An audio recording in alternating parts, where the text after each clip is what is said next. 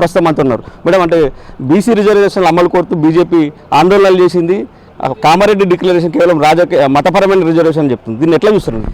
వాళ్లకు మేము అడిగినటువంటి 42% ఇవ్వడం ఇష్టం లేక ఈ డ్రామాలను చేస్తారు బీజేపీ వాళ్ళనేది అర్థమవుతుంది.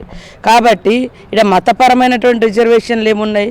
గతం నుంచి ఇవాళ కర్ణాటకలో కానీ, అదే మోడీ గారి సొంత రాష్ట్రంలో గుజరాత్లో కానీ, ఆయన ప్రాతినిధ్యం వహిస్తున్నటువంటి యూపీలో కానీ ఎలాంటి రిజర్వేషన్స్ అమలవుతున్నాయో ఇక్కడ జనాభాకు అనుగుణంగా రిజర్వేషన్స్ పెంచాలని మా డిక్లరేషన్.